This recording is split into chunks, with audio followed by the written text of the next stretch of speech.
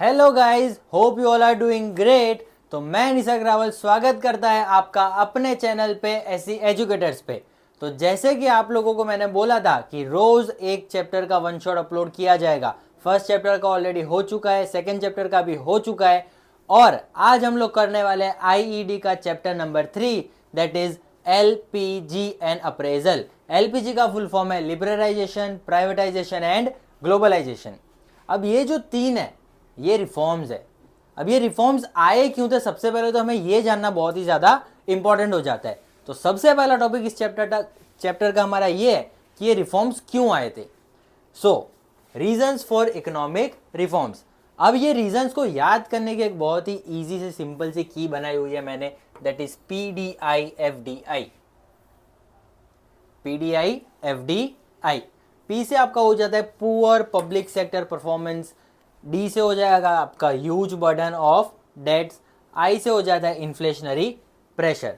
तो पहले ये तीन याद करते हैं। PDI poor public sector performance. Public sector performance जो हमारा था, गवर्नमेंट की जितनी भी PSUs थी उनका जो भी परफॉर्मेंस था वो बहुत ही खराब था। क्यों? क्योंकि वो लोग बहुत ज़्यादा लॉस इनकर कर रहे थे।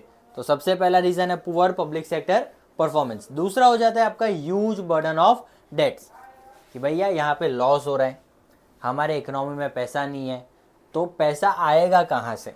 इसके लिए हम बार बार बोरोइंग्स लिए जा रहे हैं और बोरोइंग्स की वजह से हमारा जो फिस्कल डेफिसिट है वो बढ़ता ही जा रहा है।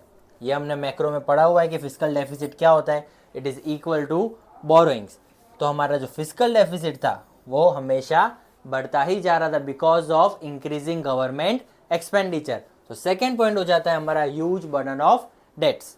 तीसरा आ जाता है इन्फ्लेशनरी प्रेशर। अब सीधी सी बात है, अगर आप पैसा बोरो कर रहे हो, अगर आपने एक्सटर्नल बोरोइंग की है, बाहर से किसी और से पैसा लिया है, तो उतना पैसा आपकी इकोनॉमी में एड ऑन होता जा रहा है और जितना ज़्यादा पैसा आपकी इकोनॉमी में आता जाएगा, मनी सप्लाई बढ़ जाएगा and this will lead to inflationary pressure.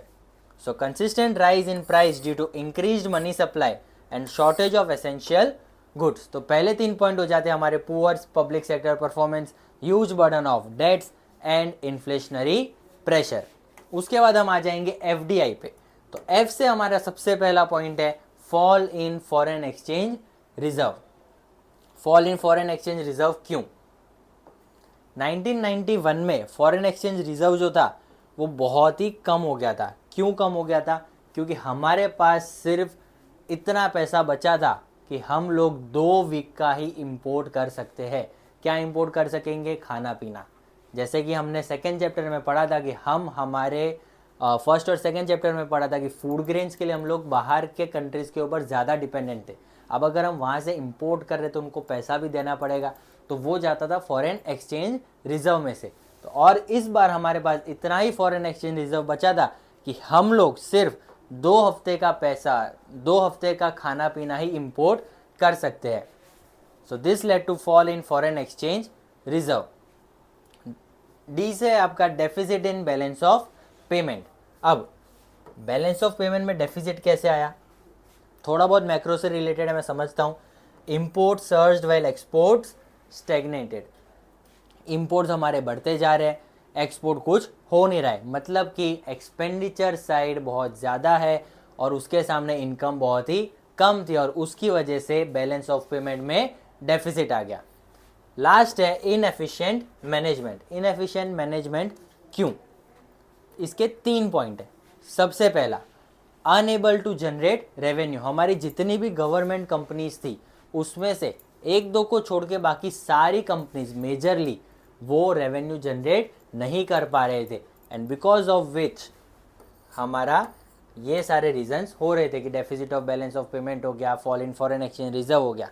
फिर दूसरा पॉइंट आ जाता है इंक्रीज इन फिस्कल डेफिसिट और तीसरा पॉइंट है आपका इनएफिशिएंट यूज ऑफ बोरोइंग्स, कि हमने जो भी बोरोइंग्स ली जिसकी वजह से हमारा फिस्कल डेफिसिट बढ़ गया, इकोनॉमी में इन्फ्लेशनरी प्रेशर आ गया, वो बोरोइंग्स जिस काम के लिए ली थी हमने उस काम के लिए वो यूज नहीं की गई। तो 3 पॉइंट हो जाते हैं। सबसे पहला पॉइंट है आपका अनएबल टू जनरेट रेवेन्यू, दूसरा पॉइंट आ जाता है आपका इनइफेक्टिव यूज ऑफ बोरोइंग्स और तीसरा पॉइंट हो जाता है इंक्रीज इन फिस्कल डेफिसिट। तो ये हो गया आपका PDI-FDI। फिर से एक बार पढ़ लेते हैं। सबसे पहले है poor performance of public sector, huge burden of debts, inflationary pressure, फिर आता है fall in foreign exchange reserves, deficit in balance of payment and inefficient management. ये थे हमारे रीजंस फॉर इकोनॉमिक रिफॉर्म्स। इसके बाद एक कहानी शुरू करते हैं। ये सब हो गया, यहाँ पे इसी पॉइंट पे हमने पढ़ा कि हमारे पास इतना फॉरेन एक्सचेंज बचा था कि हम सिर्फ 2 हफ्तों का ही इंपोर्ट कर सकते हैं पूरी कंट्री को चलाने के लिए। अब कंट्री बिकने की कगार पे आ गई। This led to financial crisis. ये कब की बात है? 1991 की बात है। अब यहाँ पे हमने किया क्या, किसने किया और क्या किया? यहाँ पे हम लोग गए थे 2 भले आदमियों के पास। 1991 में क्या आया था? Economic crisis. तो इंडियन गवर्नमेंट वो टाइम पे हमारे प्राइम मिनिस्टर कौन थे? मनमोहन सिंह, डॉक्टर मनमोहन सिंह। वो किसके पास गए? वो गए वर्ल्ड बैंक और आईएमएफ के पास। आईएमएफ का फुल फॉर्म होता है इंडियन मॉनेटरी फंड। वो गए वर्ल्ड बैंक और इंडियन मॉनेटरी फंड के पास कि भैया हमारी ऐसी ऐसी हालत है, अब आप ही हमारे माई बापू हो, हमें बचा लो डूबने से। तो उन लोगों ने हमें $7 बिलियन का लोन दिया था। कितने का? Approximately $7 billion.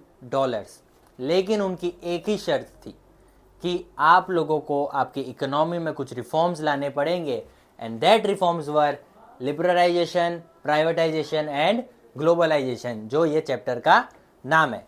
तो अब आप लोगों को समझ में आ गया होगा कि ये लिबरलाइजेशन, प्राइवेटाइजेशन और ग्लोबलाइजेशन कैसे इंट्रोड्यूस हुआ था। वर्ल्ड बैंक और आईएमएफ ने शर्त रखी थी कि आप लोगों को आपकी इकोनॉमी को सुधारने के लिए कुछ रिफॉर्म्स लाने पड़ेंगे, and that were liberalisation, privatisation and globalisation of the Indian economy. अब ये 3 चीज़ें, ये होती क्या है वो एक एक करके डिटेल में पढ़ेंगे। सबसे पहले पढ़ते हैं लिबरलाइजेशन। लेकिन उसके पहले हम पढ़ेंगे कि ये जो इकोनॉमिक रिफॉर्म्स हम लाए, जो न्यू इकोनॉमिक पॉलिसी बनी थी, वो कब बनी थी? 1991। अगर प्रिसाइजली बोले तो जुलाई 1991। लिखना है, लिख लो, जुलाई 1991। अब ये जो न्यू इकोनॉमिक पॉलिसी थी, इसका एम क्या था? इसके 2 एम थे। सबसे पहला स्टेबलाइजिंग मेजर्स और दूसरा स्ट्रक्चरल रिफॉर्म मेजर्स। अब जो स्टेबलाइजिंग मेजर है, इसके अंदर हमें क्या करना था? हमें हमारी इकोनॉमी को स्टेबल बनाना था। क्या बनाना था? स्टेबल बनाना था। वो कैसे करते? बीओपी में जो वीकनेस थी उसको करेक्ट करना था, जो डेफिसिट था उसको बैलेंस में लाना था, फॉरेन एक्सचेंज रिजर्व को सफिशिएंट बनाना था, हमारे पास इनफ फॉरेन एक्सचेंज रिजर्व होना चाहिए, वो बैलेंस को मेंटेन करना था, और इन्फ्लेशन को कंट्रोल करना था। ठीक है, तो ये हो जाता है आपका स्टेबलाइजिंग मेजर्स। उसके बाद है structural reform measures. Structural reform measures में हमें सबसे मेन एम क्या था? Improve the economics efficiency and increase international competitiveness by removing various barriers. हमने सेकेंड चैप्टर में पढ़ा था कि हमारी कंट्री के अंदर जो डोमेस्टिक इंडस्ट्रीज थी, यहाँ तक कि जो एसएसआई करके एक टॉपिक पढ़ा था, स्मॉल स्केल इंडस्ट्रीज, उनके लिए बहुत सारे अलग अलग रिफॉर्म्स लाए थे, टैरिफ्स लगा दिए थे, कोटाज लगा दिए थे। तो ऐसे कुछ बैरियर्स थे जिसको हटाना बहुत ज़रूरी था, जिसकी वजह से हमारी इकोनॉमी अच्छे से काम कर पाए और इंटरनेशनल कॉम्पिटिटिवनेस बढ़ जाए। तो ये है हमारा second measure, that is structural reform measures, कि हमें हमारी इकोनॉमी के स्ट्रक्चर को कैसे सुधारना है। तो ये हो जाता है न्यू इकोनॉमिक पॉलिसी के 2 main aim, stabilising measures and structural reform measures. अब आ जाते हैं लिबरलाइजेशन पे। लिबरलाइजेशन वर्ड सुन के क्या समझ में आता है? लिबरलाइजेशन का मतलब होता है कि एक कंट्री के जितने भी एंटर होने के या ग्रो करने के जो भी बैरियर्स होते हैं उसको हटा देना। It refers to removal of entry and growth restrictions on private sector. सीधी सी बात है भाई, गवर्नमेंट को तो कोई रोकने वाला है नहीं, रोकेंगे तो प्राइवेट सेक्टर को ही। So removal of entry and growth restriction on private sector. Businesses were given free hand and allowed to operate on commercial lines. The purpose of liberalization is to boost country's economic potential by encouraging private sector and MNC investment and expansion, increasing competition and creating incentive for efficiency. तो liberalisation का M क्या था? Country में एक तो economy का potential बढ़ना चाहिए। वो कैसे बढ़ेगा? प्राइवेट सेक्टर को एनकरेज करके, मल्टीनेशनल कंपनीज का इन्वेस्टमेंट आएगा, उसकी वजह से एक्सपांशन होगा, हमारी जो इंटरनेशनल कॉम्पिटिटिवनेस है वो इंक्रीज हो जाएगी, और साथ ही साथ उनको कुछ ना कुछ इंसेंटिव्स दिए जाएंगे जिसकी वजह से एफिशिएंसी भी इंक्रीज होगी। अब लिबरलाइजेशन के अंदर हमने अलग अलग सेक्टर में कुछ रिफॉर्म्स लाए थे। जैसे कि सबसे पहले बात करते हैं इंडस्ट्रियल सेक्टर। तो इंडस्ट्रियल सेक्टर के अंदर कुछ रिफॉर्म्स लाए थे, उसको याद करने की हमने बनाई है डॉक्टर रेड, लाल डॉक्टर, ठीक है। तो डॉक्टर रेड सबसे पहले डी से decrease in role of public sector, decrease in role of public sector. R से रिडक्शन इन इंडस्ट्रियल लाइसेंसिंग। समझो, पब्लिक सेक्टर जो थे, हमने सेकेंड चैप्टर में पढ़ा था कि इंडस्ट्रीज को 3 कैटेगरीज में डिवाइड किया गया था, schedule A, schedule B and schedule C. Schedule A में 17 इंडस्ट्रीज थी, शेड्यूल बी में 12 इंडस्ट्रीज थी, और बाकी की रिमेनिंग वर इन शेड्यूल सी। तो जो शेड्यूल ए था that were exclusively owned by public sector, मतलब उसके अंदर सिर्फ और सिर्फ पब्लिक सेक्टर ही काम करता था, there were no private sectors. तो यहाँ पे हमने उनका रोल कम कर दिया, और वो 17 इंडस्ट्रीज को कम करके हम लोग लेके आ गए थे 3 इंडस्ट्रीज पे, और ये 3 थी atomic energy, railway transports and defence equipments. इसके अलावा बाकी की जितनी 14 इंडस्ट्रीज बची है वो सारी की सारी इंडस्ट्रीज में अब प्राइवेट सेक्टर को भी एंटर करने की परमिशन मिल गई थी। सो इसकी वजह से क्या होगा कि भैया प्राइवेट सेक्टर आएगा, प्रोडक्शन फटाफट होगा, उनके पास इन्वेस्टमेंट अच्छा होता है, एफिशिएंसी बढ़ेगी, कॉम्पिटिटिवनेस बढ़ेगी और क्वालिटी बढ़ेगी। So decrease in role of public sector, 17 to 3 industries पे आ गए, that were atomic, railways and defence equipments. फिर है रिडक्शन इन इंडस्ट्रियल लाइसेंसिंग। अब उसी के बाद हमने एक और टॉपिक पढ़ा था सेकंड चैप्टर में, इंडस्ट्रियल लाइसेंसिंग करके। इंडस्ट्रियल लाइसेंसिंग होता क्या है? Written permission from government given to industries for doing production. ये हमने यहाँ पे हटा दिया था for most of the projects. जैसे कि अगर किसी को भी बड़े बड़े प्रोजेक्ट्स करने हो,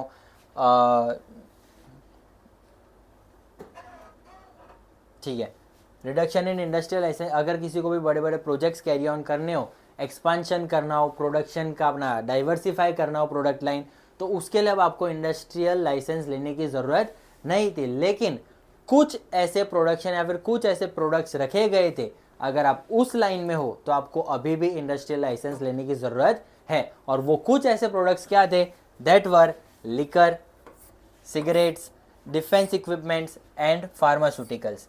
ये अगर 3-4 चीज़ों में आप लोग काम कर रहे हैं, आपकी इंडस्ट्रीज इन लाइन में है, तो आप लोगों को अभी भी गवर्नमेंट से परमिशन लेने की ज़रूरत थी। That is liquor, cigarettes, defence equipments and pharmaceuticals. फिर आ जाते हैं रेड पे, डॉक्टर हो गया, अब आ जाते हैं रेड पे। So removal of control on price. Removal of control on price मतलब कि पहले the prices were fixed by the government. Government ही डिसाइड करेगा कि इस पर्टिकुलर चीज़ की क्या प्राइस होनी चाहिए थी। तो वो जो कंट्रोल था वो हमने वहाँ से हटा दिया था, और अब किसको ऊपर रख दिया? Now it was decided by market forces of demand and supply. तो ये पॉइंट है removal of control on price. The government control on price fixation was removed, allowing market forces of demand and supply to determine prices. फिर आ जाते हैं expansion of production capacity. इसके अंदर एक एक्ट लेके आए थे, that was MRTP act, monopolies and restrictive trade practices act, was amended to eliminate prior approval for expansion, mergers and new undertakings leading to more competition and expansion strategies. जैसे कि हमने पिछले चैप्टर में पढ़ा था कि अगर आप लोगों को एक्सपांड करना हो, मर्ज करना हो, या फिर कोई नया सेटअप बनाना हो, नई लाइन में जाना हो, तो आपको इंडस्ट्रियल लाइसेंस लेने की ज़रूरत थी। लेकिन according to MRTP act, that is monopoly and restrictive trade practices act, जब से ये अमेंड हुआ था तब से आपको एक्सपांड करने के लिए, मर्ज करने के लिए, नई अंडरटेकिंग्स बनाने के लिए लाइसेंस या परमिशन लेने की ज़रूरत नहीं है, आप उसको कैरी ऑन कर सकते हो। फिर आ जाते हैं D reserving under small scale industries. हमने पढ़ा था कि कुछ ऐसे प्रोडक्ट्स थे जो गवर्नमेंट ने सिर्फ और सिर्फ स्मॉल स्केल इंडस्ट्रीज के लिए रिजर्व करके रखे थे कि इस पर्टिकुलर प्रोडक्ट्स में या इस पर्टिकुलर लाइन में एसएसआई के अलावा और कोई भी एंटर नहीं हो सकता। लेकिन यहाँ पे एलपीजी के अंदर हम लोगों ने वो प्रोडक्ट्स को हटा दिया। हमने जितने भी रिजर्व प्रोडक्ट्स थे उनको डी रिजर्व कर दिया था। क्यों किया था? ताकि many goods reserved for small scale industries have now been de-reserved. The investment ceiling on plant and machinery was raised to 1 crore and this was done ताकि हमारी कंट्री में जो इंटरनेशनल कॉम्पिटिटिवनेस है वो इंक्रीज हो सके। तो ये हो जाता है हमारा industrial sector reforms. Doctor red.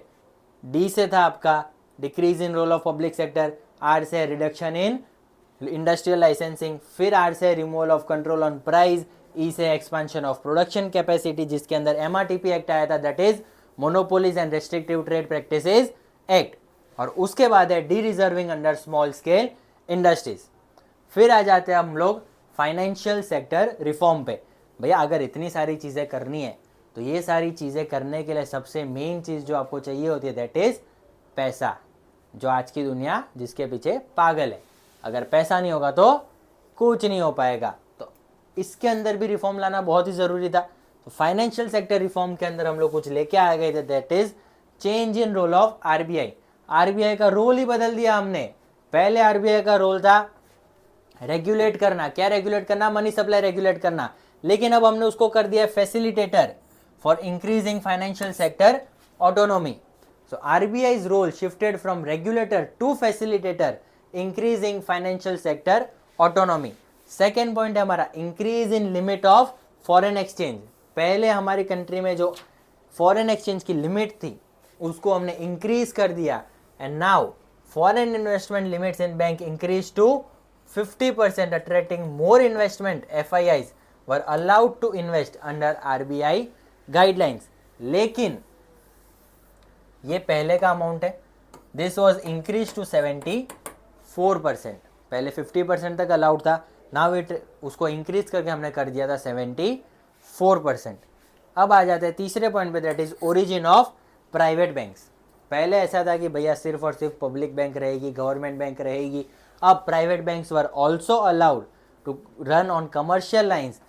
सो प्राइवेट बैंक को अलाउ कर दिया, increasing competition and benefits to consumers. Last point, ease in expansion process. Banks gained ease in setting of new branches, modernizing the financial sector. पहले एक example ले जाए, पहले ऐसा होता था कि अगर प्राइवेट बैंक को सिटी में अपनी एक ब्रांच खोलनी है तो उसके लिए उन्हें पहले रूरल एरिया में अपनी 4 ब्रांच खोलनी पड़ेगी, तभी जाके उन्हें अर्बन एरिया में एक ब्रांच ओपन करने की परमिशन दी जाएगी। बहुत ही हार्ड रूल था ये। तो उसके अंदर थोड़ा ईज कर दिया कि भाई चलो 4 के जगह आप 2 ब्रांच खोल लो तो आपको सिटी के अंदर एक ब्रांच खोलने की परमिशन मिल जाएगी। So this leads to ease in expansion process. फिर आ जाते हैं हम लोग टैक्स रिफॉर्म में। टैक्स क्या होते हैं? टैक्स 2 टाइप के होते हैं, एक होता है इनडायरेक्ट टैक्स और एक होता है डायरेक्ट टैक्स। तो सबसे पहले तो गवर्नमेंट ने क्या किया कि हमारा जो डायरेक्ट टैक्स था उसको कम कर दिया। तो सबसे पहला पॉइंट है रिडक्शन इन टैक्सेस। और यहाँ पे कौन से टैक्स की बात हो रही है? यहाँ पे डायरेक्ट टैक्स की बात की जा रही है। Lower income and corporate taxes encourages saving and investment. अब डायरेक्ट टैक्स को कम क्यों किया था? क्योंकि अगर मैं डायरेक्ट टैक्स को कम कर दूंगा, डायरेक्ट टैक्स जैसे कि इनकम टैक्स हो गया या फिर आपके प्रॉपर्टी के ऊपर जो टैक्स लगता है उसको मैं अगर कम कर दूंगा तो इससे क्या होगा? लोग बचा ज़्यादा पाएंगे, सेविंग ज़्यादा होगी, सेविंग ज़्यादा होगी तो इन्वेस्टमेंट भी अच्छा होगा और इकोनॉमी में पैसा आएगा। दूसरा, रिफॉर्म्स इन इनडायरेक्ट टैक्सेस। यहाँ पे डायरेक्टली मेंशन्ड है रिफॉर्म्स इन इनडायरेक्ट टैक्सेस। कि इनडायरेक्ट टैक्सेस के अंदर हम लोग कुछ रिफॉर्म लेके आए थे and streamline indirect taxes led to better price for goods and services. Last है आपका सिंप्लीफिकेशन ऑफ प्रोसेस। अब पहले ऐसा होता था कि आपको अगर टैक्स भरना है तो बड़ी बड़ी लाइनों में खड़ा रहना पड़ेगा, सात सात पेज के फॉर्म भरने पड़ेंगे, तब जाके तो आप टैक्स भर पाओगे। तो इसकी वजह से क्या होता था, आधे लोग तो यहीं डिमोटिवेट हो जाते थे, कौन जाएगा इतनी बड़ी लाइन में, कौन खड़ा रहेगा, भरूंगा ही नहीं मैं टैक्स, बतानी ही नहीं है मेरे को सरकार को इनकम, तो मैं क्यों भरूँ टैक्स। अब गवर्नमेंट ने क्या कर दिया कि भैया प्रोसेस थोड़ा सिंपल कर दिया, ताकि जिसको ना समझ में आ रहा हो या फिर जिसको आलस आ रहा हो वो घर बैठे बैठे भी टैक्स पे कर सकता है। और ये इसलिए किया गया था ताकि टैक्स पेइंग जितने भी पॉपुलेशन है वो थोड़ी इंक्रीज हो जाए और गवर्नमेंट का रेवेन्यू बढ़े। फिर आते हैं हम लोग foreign exchange reforms. Foreign exchange reforms के अंदर दो मेन चीजें की गई थी, that was devaluation of rupee and market determination of exchange rate. Devaluation of rupee में क्या किया था, इसका एम था eight making Indian exports more competitive in the global market, thereby boosting export volumes and earning more foreign exchange. अब devaluation का मतलब क्या होता है, डीवैल्यूएशन का मतलब होता है जब आप अपने कंट्री की, जब आप अपनी डोमेस्टिक करेंसी की प्राइस कम कर देते हो, वैल्यू कम कर देते हो compare to foreign currency, that is known as devaluation. For example अगर $1 पहले 70 रुपीज़ का था, तो आपने इसकी वैल्यू को कम कर दिया और अब आपने इसको 80 रुपीज़ कर दिया, तो this is known as devaluation of Indian currency या फिर डोमेस्टिक करेंसी। अब ये क्यों किया, पहले अगर कोई फॉरेनर हमारी कंट्री में आता था तो वो $1 में 70 रुपये का सामान लेके जा सकता है, लेकिन अब अगर वो आएगा तो वो उसी $1 में 80 रुपये का सामान लेके जा पाएगा। तो उसके लिए महंगा हो गया कि सस्ता हो गया, सस्ता हो गया। अब अगर सस्ता हो गया, बाकी सारी कंट्रीज के लिए इंडिया क्या हो गई, थोड़ी चीप कंट्री बन गई। अब चीप हो गया, उसकी वजह से लोग एक्सपोर्ट ज़्यादा करेंगे, एक्सपोर्ट ज़्यादा करेंगे मतलब कि मैं प्रोडक्शन ज़्यादा करूँगा, हमारे पास पैसा ज़्यादा आएगा और उसी की वजह से हम लोग फॉरेन एक्सचेंज ज़्यादा कमाएंगे। ये था दिमाग इसके पीछे का। फिर आते हैं market determination of exchange rate. The exchange rate is now primarily determined by market forces of demand and supply. This shift from a fixed exchange rate allows the currency value to fluctuate based on economic conditions and investors sentiment, promoting a more efficient allocation of resources। पहले क्या होता था, ये जो market rate है that was determined by government, वो हर 15 दिन में एक एक्सचेंज रेट डिसाइड करेंगे और उसी रेट पे 15 दिन तक कंटिन्यूसली चलता रहेगा। लेकिन उसके बाद हम लोगों ने उसको चेंज करके कर दिया था ऑन डिमांड एंड सप्लाई, कि जितनी डिमांड होगी जितना सप्लाई होगा उस हिसाब से रोज का रोज मार्केट रेट सेट किया जाएगा। एंड इट वॉज फ्लक्चुएटिंग, वो रोज रोज अपना फ्लक्चुएट होता रहेगा। इसकी वजह से क्या हुआ, कहाँ गया, हाँ, economic conditions, investor sentiments, promoting a more efficient allocation of resources. फिर आ जाते हैं हम trade and investment policy reforms. अब trade and investment policy reforms क्या थे, removal of quantitative restrictions, removal of export duties, reduction in import duties and relaxation in import licensing. अगर मैं सिंपल भाषा में इसको बोलूँ, ऑलरेडी ये सिंपल ही है, लेकिन क्वांटिटेटिव रेस्ट्रिक्शंस, क्वांटिटेटिव रेस्ट्रिक्शंस का मतलब क्या होता है, कोटास।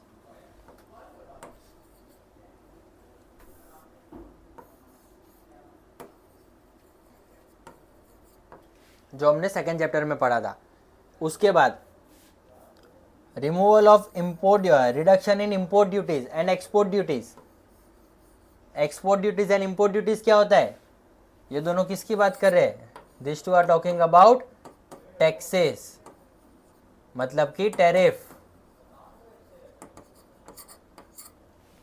याद आया, टैरिफ्स एंड कोटाज। तो removal of quantitative restriction, the quantitative restriction on import and export were significantly reduced, including the complete removal of restrictions on manufactured consumer goods and agricultural products in 2001। ये date याद रखना। दूसरा तीसरा point है कि हमने export duties को बिल्कुल ही हटा दिया था, कि अगर हमारी कंट्री से कोई एक्सपोर्ट कर रहा है तो उसके ऊपर कोई भी ड्यूटी नहीं लगेगी, इन शॉर्ट कोई भी टैक्स नहीं लगेगा। और अगर कोई इंपोर्ट कर रहा है तो उसके ऊपर जो टैक्स लग रहे थे वो हमने मिनिमम कर दिए थे, कम कर दिए थे। And the fourth point is relaxation in import licensing. बहुत सारी इंडस्ट्रीज ऐसी थी जिसमें except for those deemed harmful or environmentally sensitive, encouraging domestic players to import raw materials at better prices. कि जितनी भी इंडस्ट्रीज थी उसमें से कुछ इंडस्ट्रीज जो हार्मफुल हो या फिर एनवायरनमेंट को अफेक्ट कर रही हो, उसके अलावा बाकी की सारी इंडस्ट्रीज के लिए हमने इंपोर्ट लाइसेंसिंग में कुछ ना कुछ रिलैक्सेशन ला दिए थे. तो ये हो जाता है आपका trade and investment policy reforms. फिर आ जाते हैं हम लोग reasons for trade and investment policy reforms की. ये रिफॉर्म्स लाने की ज़रूरत क्या थी हमें? तो उसके 3 रीज़न है. सबसे पहला, international competitiveness. Trade and investment policy reform, मैंने कोटा हटा दिया, मैंने टैक्स कम कर दिया. इससे क्या होगा? बाहर के लोग अब ज़्यादा इंकरेज होंगे, बाहर के लोग अपना इंटरेस्ट दिखाएंगे हमारी कंट्री में. This lead to increase in competitiveness of Indian industrial production in the global market. दूसरा, foreign investment and technology. The reform shot to attract foreign investment and advance technology into the Indian economy. जैसा मैंने अभी कहा, efficiency and modernization. The reforms need to promote efficiency within local industries and encourage the adoption of modern technologies. सीधी बात है, यहाँ पे अगर इन्वेस्टमेंट ज़्यादा होगा, टेक्नोलॉजी अच्छी अच्छी अडॉप्ट करेंगे तो हमारी कंट्री में मॉडर्नाइजेशन ऑटोमेटिकली हो जाएगा. फिर हम आ जाते हैं प्राइवेटाइजेशन में. लिबरलाइजेशन ख़त्म हुआ, अब आते हैं प्राइवेटाइजेशन में. प्राइवेटाइजेशन होता क्या है? What do you mean by privatisation? सो प्राइवेटाइजेशन का मतलब होता है it involves transfer of ownership, management and control of public sector enterprises PSUs to the private sector. देखो, नाम के अंदर ही प्राइवेट लिखा हुआ है. प्राइवेटाइजेशन मतलब कि जितने भी पब्लिक सेक्टर अंडरटेकिंग्स है उनकी ओनरशिप, मैनेजमेंट और कंट्रोल को ट्रांसफ़र करना, किसको? प्राइवेट सेक्टर को, इज नोन एज प्राइवेटाइजेशन. अब प्राइवेटाइजेशन करने का पर्पस क्या था? So the purpose of privatisation was to reduce loss incurred by PSUs. Government का लॉस कम हो जाएगा. दूसरा, प्राइवेट सेक्टर का रोल बढ़ जाएगा. और प्राइवेट सेक्टर के पास अच्छी अच्छी मशीनरीज होती थी, उनके पास टेक्नोलॉजी अच्छी होती थी, इन्वेस्टमेंट अच्छा होता था. So this facilitates modernisation. So this was the purpose of privatisation. अब प्राइवेटाइजेशन को करने के 2 तरीके हैं. कितने तरीके हैं? 2 तरीके हैं. एक होता है ट्रांसफ़र ऑफ ओनरशिप. मैंने पूरी की पूरी कंपनी बेच दी, ट्रांसफ़र ऑफ ओनरशिप. और एक होता है डिसइन्वेस्टमेंट, कि नहीं यार, मेरे को मेरी कंपनी से कुछ ज़्यादा ही लगाव है तो मैं इसको पूरी की पूरी नहीं बेचूंगा, मैं बस उसका एक पार्ट बेचूंगा. तो ये 2 तरीके होते हैं प्राइवेटाइजेशन को करने के. एक होता है ट्रांसफ़र ऑफ ओनरशिप और दूसरा होता है डिसइन्वेस्टमेंट. ट्रांसफ़र ऑफ ओनरशिप में हम क्या करते हैं?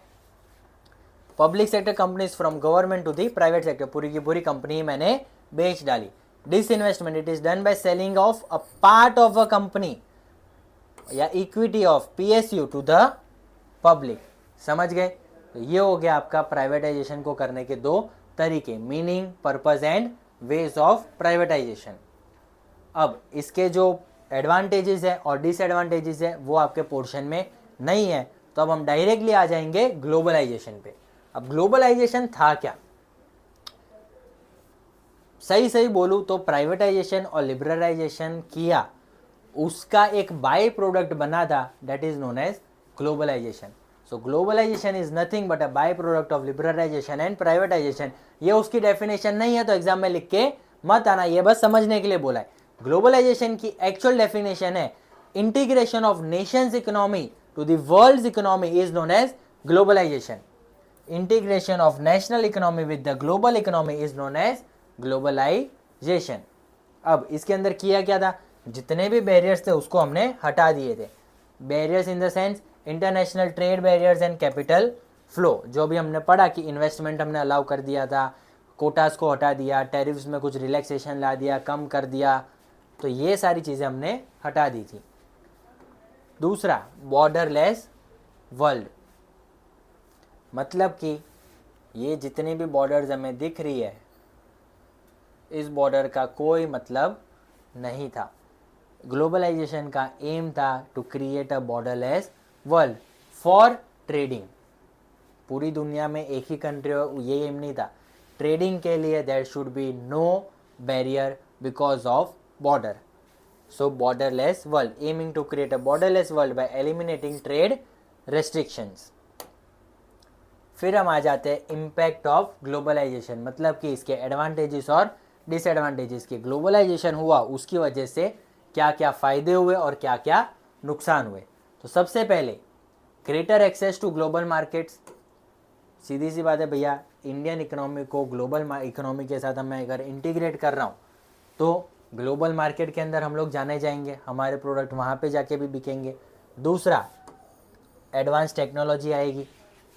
This helps the indigenous industries to grow its production, जिसकी वजह से प्रोडक्शन अच्छा होगा। Better future prospects for large industries of developing countries to become important players in the international market. सबसे मेन चीज़ कि भैया हमारे कंट्री की जितनी भी बड़ी बड़ी इंडस्ट्रीज़ है उनको एक अच्छी अपॉर्चुनिटी मिल जाती है कि फ्यूचर में वो लोग सबसे बड़े प्लेयर बन सकते हैं इन इंटरनेशनल मार्केट्स। क्यों? क्योंकि अब उनके प्रोडक्ट भी ग्लोबली बिकने लग गए थे। डिसएडवांटेजेस, सबसे पहला है benefits of globalization accrue more to developed countries as they are able to expand their market in other countries. अब इसका डिसएडवांटेज क्या था? India was a developing country, तो हमारे पास अभी इतने रिसोर्सेज नहीं थे, इतनी टेक्नोलॉजी नहीं थी, इतने फंड्स नहीं थे कि हम लोग ग्लोबल मार्केट में एमएनसीज के सामने compete कर पाए। इसका सबसे मेन फ़ायदा किसको होता है? इसका सबसे मेन फ़ायदा होता है डेवलप्ड कंट्रीज़ को। क्यों?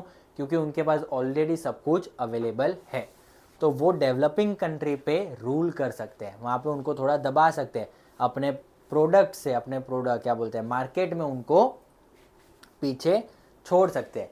सो benefits of globalization accrue more to developed countries as they are able to expand their market in other countries.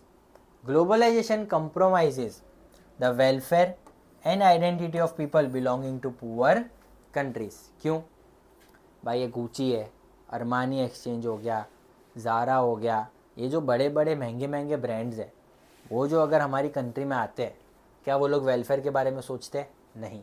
क्या वो लोग पुअर पीपल के बारे में सोचेंगे उस कंट्री के? नहीं। उनको मतलब है सिर्फ और सिर्फ अमीर लोगों से। So this compromise is the welfare and identity of peoples belonging to poor country.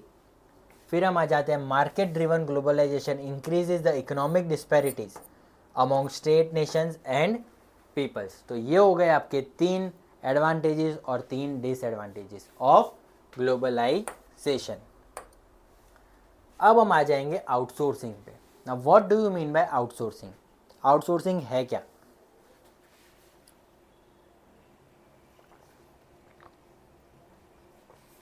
Outsourcing का मतलब होता है कि जब,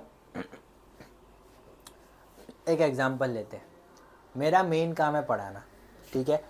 अब मुझे नोट्स बनवानी है, ये फाइल बनानी है, तो ये फाइल बनाने के लिए मैंने किसी एक और जन को हायर किया।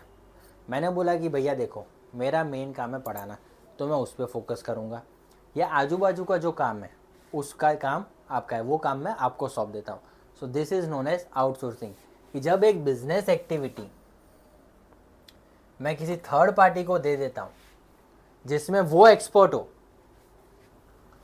Perform by the organization. Outsourcing refers to contracting out various business activities to a third party which were earlier performed by the organization. This is one of the important outcomes of globalization process. The business services that were handled by domestic company are passed on to the foreign company. अब ऐसा करते क्यों हैं लोग?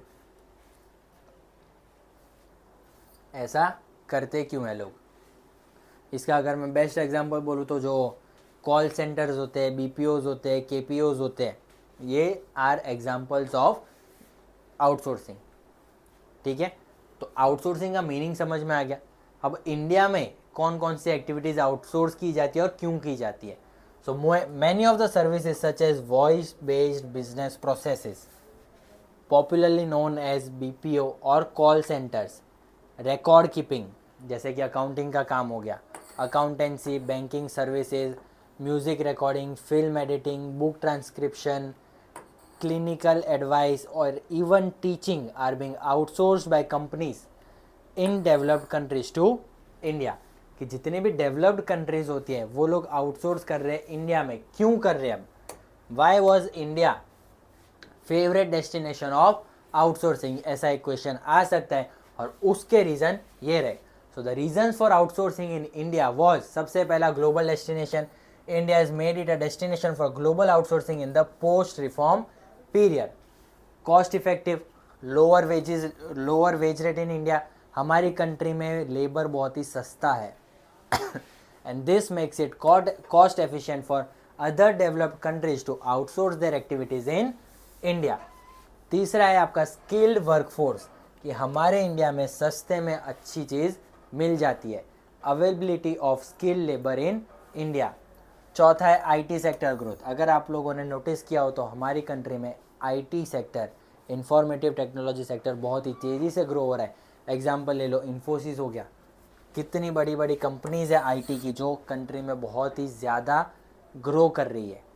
सो जितना भी main IT का काम होता है that is generally outsource to India. Communication infrastructure, growth of fast modes of communication particularly in IT sector. और लास्ट पॉइंट है आपका real time services. The services are provided in real time with the help of modern technologies, links, visual data and etcetera. तो ये कुछ reasons है आपके जिसकी वजह से India becomes favourite destination of developed countries for outsourcing their activities in India. अब आ जाते हैं WTO पे, वर्ल्ड ट्रेड ऑर्गेनाइजेशन. अब वर्ल्ड ट्रेड ऑर्गेनाइजेशन है क्या? सबसे पहले गेट करके एक ऑर्गेनाइजेशन था जो एस्टेब्लिश हुआ था 1948 में. कब हुआ था? 1948 में. अब ये जो गेट था वो WTO के आने के पहले था. So before WTO it was GATT, where it was established in 1948. इसका फुल फॉर्म है general agreement on trade and tariff. GATT का फुल फॉर्म क्या है? General agreement on trade and tariff, and it was established as a global trade organization इन 1948. कब establish किया गया था? 1948 में, as 23 countries as a part of it. So जब 1948 में गेट को एस्टेब्लिश किया गया था तब कितनी कंट्रीज उसका पार्ट थी? 23 कंट्रीज. नोट कर लेना, ठीक है. सेकेंड पॉइंट, अब इसका रोल क्या था? लाइन बाय लाइन जाएंगे. पहले कब एस्टेब्लिश हुआ था? 1948 में. कितनी कंट्रीज उसका पार्ट थी? 23 कंट्रीज. उसका रोल क्या था?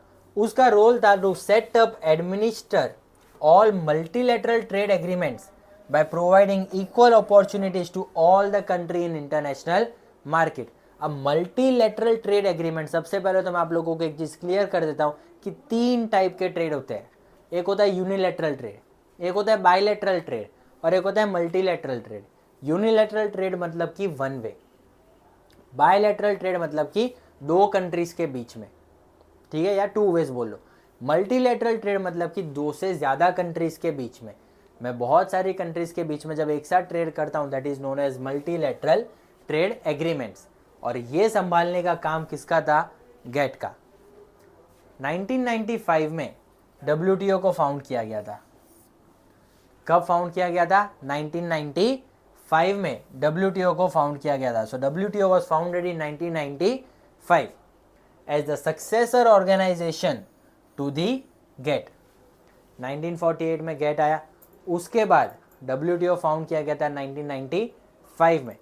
और प्रेजेंट की बात करें so total of 164 countries are a member of WTO. पहले कितनी थी? 23.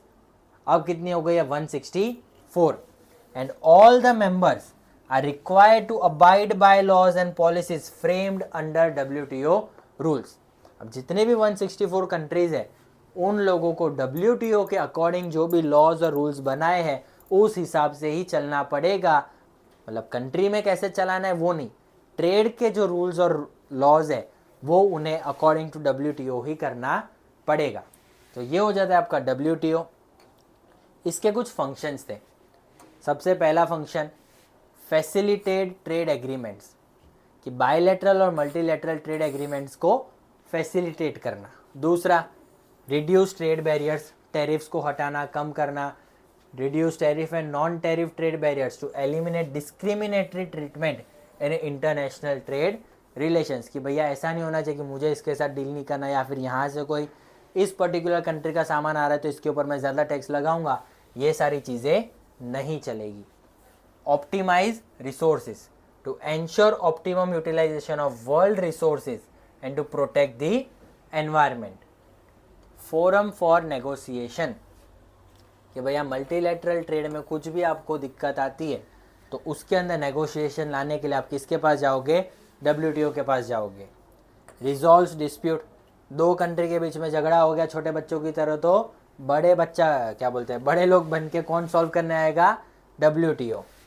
मॉनिटर ट्रेड पॉलिसीज, कि जितनी भी ट्रेड पॉलिसीज बनाई गई है कंट्रीज़ के लिए या focusing on competition in international market, वो अच्छे से चल रही है कि नहीं चल रही, सब लोग फेयरली फॉलो कर रहे हैं कि नहीं कर रहे, उसके ऊपर मॉनिटर कौन करेगा?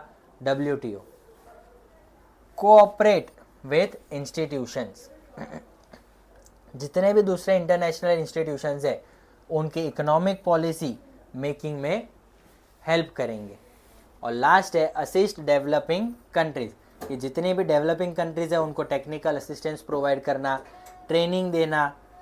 It also aims to help in developing countries develop the skills and infrastructure needed to expand their trade। कि WTO बताएगा कि आपको क्या क्या चीज़ें डेवलप करने की ज़रूरत है, उसके लिए ट्रेनिंग देगा, आपको आपका ट्रेड बढ़ाने के लिए क्या क्या करना चाहिए, उसके लिए जो स्किल्स चाहिए, जो इंफ्रास्ट्रक्चर चाहिए, वो भी एक्सपांड करने में आपकी हेल्प करेगा। तो ये है आपके कुछ फंक्शंस ऑफ WTO। उसके बाद हम आ जाते हैं अप्रेजल ऑफ LPG पॉलिसी। ये जो भी हमने पूरे चैप्टर में पढ़ा उसका अप्रेजल मतलब फ़ायदे। इसको याद रखने की है रेसिपीज़। इसको याद रखने की क्या है? रेसिपीज़। सबसे पहला, increase in rate of economic growth. The growth of GDP increase from 5.6 during 1980-91 to 8.2 during 2007 and 12, and then 7.2% in 2014-15। इतना तामझाम किया तो सीधी सी बात है इतना तो बढ़ना ही था, और ये डेटा हमें याद रखना है। 5.6, 8.2 and 7.2 in 2014-15। This shows that there has been an increase in the overall GDP growth in the reform period. During the reform period, the growth of agriculture and industrial sector has declined, whereas the growth of service sector has gone up. This indicates that growth is mainly driven by the growth in service sector। In short, ये कहना चाहता है कि GDP में जो major contribution आया है वो आया था हमारे सर्विस सेक्टर से, इंडस्ट्रियल सेक्टर और एग्रीकल्चर सेक्टर में से थोड़ा कम हो गया था। दूसरा पॉइंट है rise in foreign exchange reserve. क्यों? क्योंकि हमने अभी पढ़ा कि हमारी कंट्री की रुपी को डिवैल्यूएट किया गया था। This led to rise in exports, और सीधी सी बात है अगर एक्सपोर्ट्स बढ़ेंगे तो फॉरेन एक्सचेंज रिजर्व भी बढ़ेगा। So foreign exchange reserve increase from $6 billion in 1990-91 to about $321 billion in 2014-15। आप गैप देख सकते हो, $6 बिलियन था, वहाँ से बढ़ के $321 बिलियन हो गया था। At present India is one of the largest foreign exchange reserve holders in the world. फिर आ जाते हैं कंट्रोल ऑन इन्फ्लेशन। प्रोडक्शन बढ़ गया, टैक्स में रिफॉर्म्स ले आए, और भी बहुत सारे रिफॉर्म्स लाए थे जिसकी वजह से हमारी कंट्री में जो इन्फ्लेशन था वो कंट्रोल में आ गया था। So the annual rate of inflation reduced from the peak of 17% to around 5.48%। Current की बात करें तो it is something around 6 to 7%। ये साल की बात हो रही है, ठीक है, हर एक साल में चेंज होता है inflation. Inflow of foreign investment, the opening up of economy, हमने हमारी इकोनॉमी को ओपन कर दिया था by introducing LPG reforms, led to rapid increase in foreign direct investment, foreign direct investment को भी बढ़ा दिया था। So the investment increase from about $100 million in 1991 to $36 billion US dollars in 2016-17.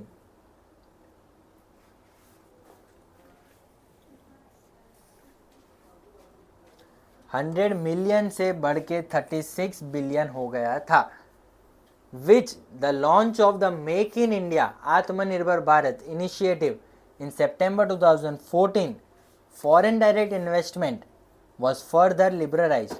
Due to this, the FDI inflow in India increased by 48%. उसके बाद है arguments in favor of economic reforms. इसको याद रखने की है again, sorry,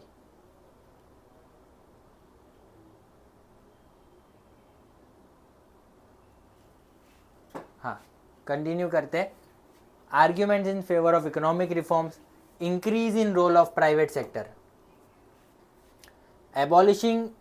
abolition of the licensing system and removal of restriction on entry of the private sector in areas earlier reserved for the public sector have enlarged the area of operations of the public sector. फिर rise in exports कि भैया हमारे export बढ़ गए थे. India experienced a considerable increase in exports of auto parts, engineering goods, IT software and textiles. Structural changes from monopoly to competitive market. LPG की policy आई, उसकी वजह से इंडियन मार्केट कॉम्पिटिटिव बन गया था since foreign company started entering into domestic market.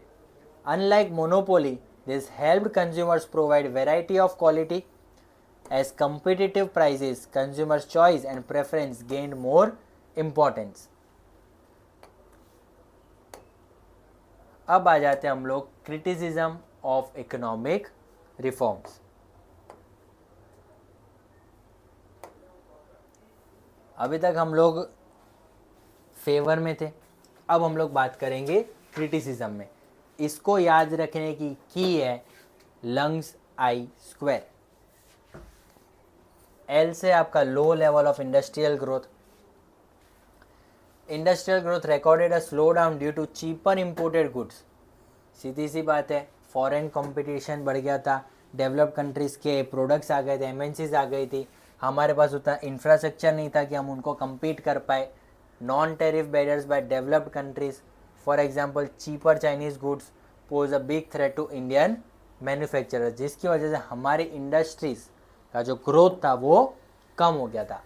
Growing unemployment, हमारा GDP बढ़ रहा है लेकिन the growth fail to generate sufficient employment opportunities in the country. Hence there was growing unemployment because of the use of capital goods.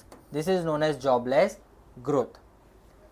Jobless growth का मतलब क्या होता है कि हमारी कंट्री का जो जीडीपी है वो इंक्रीज हो रहा है, मतलब कि प्रोडक्शन हो रहा है. अगर प्रोडक्शन हो रहा है लेकिन उसके सामने जो एम्प्लॉयमेंट जनरेट होना चाहिए था वो नहीं हो पा रहा है. और ये ऐसा क्यों हो रहा है? बिकॉज हम लोग अब कैपिटल गुड्स को ज़्यादा यूज़ कर रहे हैं इंस्टेड ऑफ लेबर्स. इसीलिए जॉबलेस ग्रोथ की क्या बोलते हैं नौबत आ गई थी, या फिर ग्रोइंग अनएम्प्लॉयमेंट. फिर है क्रिटिसिज्म ऑफ इकोनॉमिक रिफॉर्म्स का तीसरा point, that is neglect of agriculture. यहाँ पे शायद आया नहीं है वो. इस पॉइंट का नाम है नेग्लेक्ट ऑफ एग्रीकल्चर.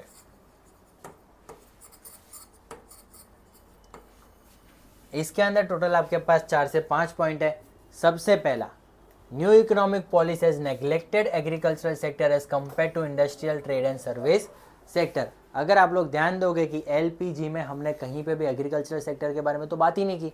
हम इंडस्ट्रियल सेक्टर की बात कर ली, हमने ट्रेड एंड इन्वेस्टमेंट पॉलिसीज़ की बात कर ली, हमने फॉरेन ट्रेड की बात कर ली, हमने बैंक्स के रिगार्डिंग बात कर ली, फाइनेंशियल सेक्टर रिफॉर्म. लेकिन एग्रीकल्चरल सेक्टर का क्या, उसके बारे में तो कोई बात ही नहीं कर रहा था. सो न्यू इकोनॉमिक पॉलिसी ने एग्रीकल्चर सेक्टर को नेग्लेक्ट कर दिया था. Public investment in agriculture sector specially in infrastructure which includes irrigation, power, road, market linkages and research and extension which played a crucial role in green revolution has been reduced in the reform period. The removal of fertilizer subsidies, fertilizers के ऊपर जो subsidies मिलती थी वो हमने हटा दी थी, because of which उनका जो कॉस्ट ऑफ प्रोडक्शन था वो बढ़ गया, which adversely affected small and marginal farmers. घुमा फिरा के हम लोग वापस वहीं पहुंच गए. After the commencement of WTO a number of policy changes were made. सबसे पहला reduction in import duties on agricultural product, removal of minimum support price, जो गवर्नमेंट ने MSP लगाई थी वो भी हटा दिया गया, lifting of quantitative restrictions on agricultural product. All these policies adversely affected the Indian farmers as they now has to face increased international competition. Already उनकी हालत खराब थी, अब और खराब हो गई. Due to exports oriented policy strategies in agriculture, the production shifted from food grains to cash crops for the export market. It led to a rise in the price of food grains. क्या अब लोगों ने क्या कर दिया कि भाई हम फूड ग्रेन्स के जगह कैश क्रॉप्स ग्रो करेंगे, that were mainly cotton, jute etcetera. तो इन लोगों ने ये सारी चीज़ें ग्रो करना शुरू कर दिया था, जिसकी वजह से फूड ग्रेन का जो प्रोडक्शन प्राइस था वो बढ़ने लग गया क्योंकि उसका सप्लाई कम हो गया था. अगला पॉइंट है आपका spread of consumerism.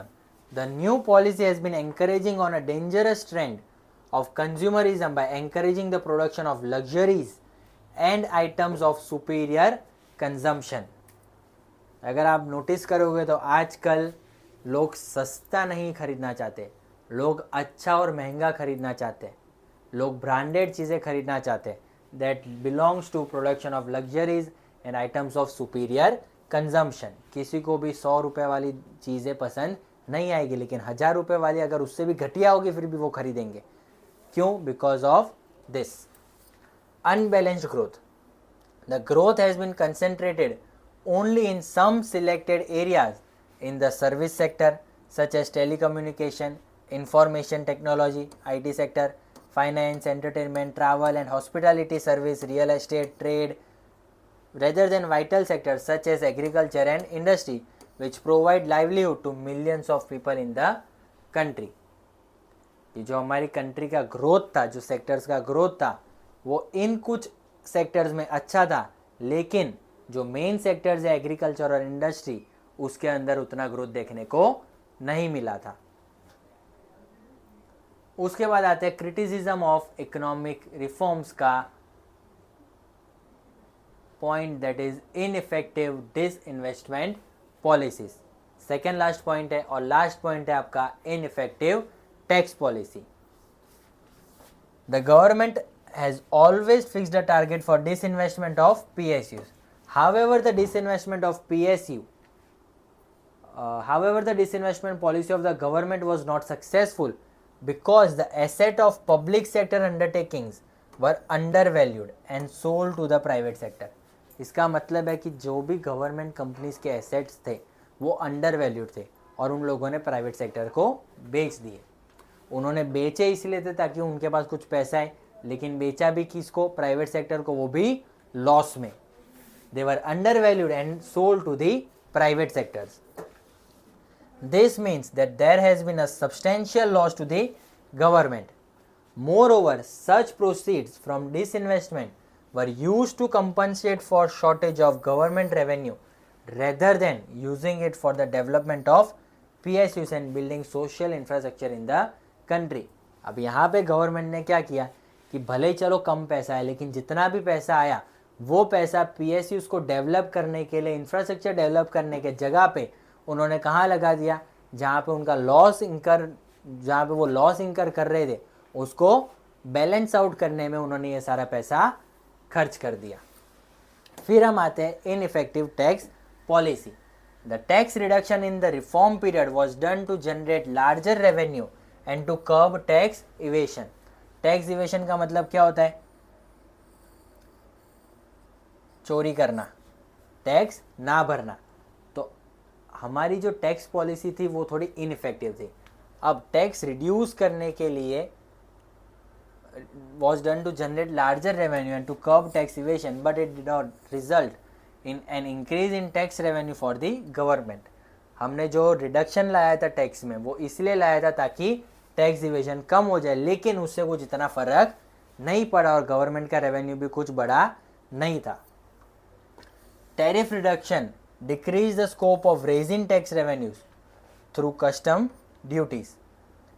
Tax incentives provided to foreign investors to attract foreign investment further reduce the scope of raising tax revenues. हर जगह हम लोग टैक्स कम करके बैठे और सोच रहे थे कि हमें एक जगह से ज़्यादा रेवेन्यू मिल जाएगा, जो कि पॉसिबल नहीं था. ये थे आपके क्रिटिसिज्म ऑफ इकोनॉमिक रिफॉर्म्स. अब कभी कभार एक क्वेश्चन आ जाता है, ये आपको मोस्टली हर जगह नहीं मिलेगा. महारत्नस, नवरत्नस और मिनी रत्नस सबसे मेन चीज़ है, आता ही आता है एग्ज़ाम में. अब ये था क्या, समझो ध्यान से. बहुत सारे जितने भी गवर्नमेंट अंडरटेकिंग्स होते हैं उन लोगों का सबसे मेन जो ख़राब बात होती है दैट इज़ डिसीजन मेकिंग. उनको कोई भी पॉलिसी में चेंज लाना हो, कोई भी डिसीजन लेना हो, तो उसके लिए बहुत लंबा चौड़ा प्रोसेस होता है कि मैं इधर जाऊंगा, फिर वो और ऊपर जाएंगे, फिर वो और ऊपर जाएंगे. ऊपर से जब तक परमिशन नहीं मिलेगी तब तक यहाँ पे कुछ काम नहीं हो पाएगा, और वो लेने में बहुत ही ज़्यादा टाइम निकल जाता था, जिसकी वजह से आधी तक टाइम इनका लॉस होता रहता था. तो गवर्नमेंट ने कुछ ऐसे रूल निकाले या फिर इनको एक 3 कैटेगरीज में डिवाइड किया. That is in order to improve efficiency, impart professionalism and enable them to compete more effectively in the liberalized global environment, the government identifies public sector enterprises and declares them as Maharatnas, Navratnas and Mini Ratnas. In 3 categories के अंदर जितनी भी companies आएगी उन companies को अब किसी के भी परमिशन लेने की ज़रूरत नहीं है. मतलब कि now they can act as a private sector, वो एज अ प्राइवेट कंपनीज काम करेगी, लेकिन still they are a government company. मतलब कि उनको अब किसी की परमिशन के लिए वेट करने की ज़रूरत नहीं है. वो लोग खुद का डिसीजन खुद ले सकेंगे और अपने हिसाब से काम कर सकेंगे, लेकिन अभी भी है तो वो गवर्नमेंट कंपनी ही. और इसके अंदर दिस आर सम एग्जाम्पल्स कि महारत्नस के अंदर कौन सी इंडस्ट्रीज़ है, नवरत्न के अंदर कौन सी इंडस्ट्रीज़ है और मिनी रत्नस के अंदर कौन सी इंडस्ट्रीज़ है. महारत्नस के अंदर है Indian oil corporation limited, that is फिर स्टील अथॉरिटी ऑफ इंडिया. उसके बाद है आपकी नवरत्नस के अंदर 2 आएगी, हिंदुस्तान एरोनॉटिक्स लिमिटेड HAL, फिर है महानगर टेलीफोन निगम लिमिटेड, और मिनी रत्नस के अंदर आएगी Bharat Sanchar Nigam limited, airport authority of India and IRCTC, Indian railway catering and tourism corporation limited. तो दिस आर फ्यू एग्जांपल्स जो महारत्नस, नवरत्नस और मिनी रत्नस के अंदर आएगी. ये आपको कहीं ना कहीं टेक्स्ट बुक में एक छोटे से बॉक्स के अंदर दिखेगा, ये टॉपिक कहीं कहीं पे नहीं भी दिखेगा, तो प्लीज़ इसको इग्नोर मत करना. ये बहुत ही इंपॉर्टेंट टॉपिक है और पूछा जाता है. इसी के साथ हमारा 3rd chapter that is liberalization, privatization और ग्लोबलाइजेशन खत्म होता है. मिलते हैं अगले वीडियो में, दैट इज चैप्टर नंबर 4 में. तब तक के लिए राधे राधे.